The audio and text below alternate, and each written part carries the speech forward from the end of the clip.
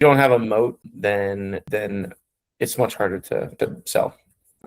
So license stacks as well is a moat. There's certain regulatory licenses that are very hard to get and can take 12 to 24 months. So that's speed to market, plus a whole lot of legal fees and things like that. So license stack is important. Buying technology is a rarity.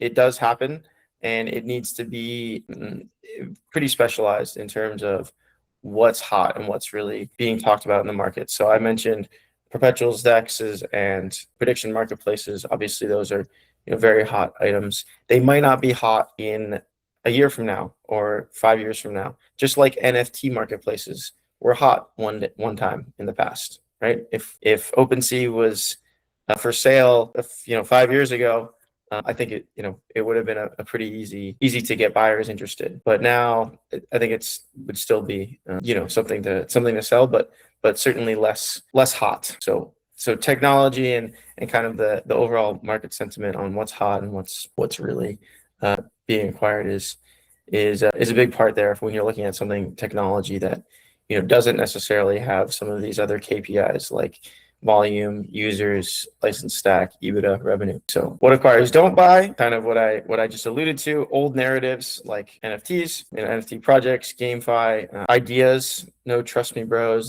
tech without a moat, which I just kind of covered, is what don't buy. Fake users, there's it's pretty easy to jump and buy fake users. So just a example of what acquirers do not buy. How would you, in the world of AI, where everything can be vibe coded within minutes, mostly everything, what sort of tech kind of highlights do they look for?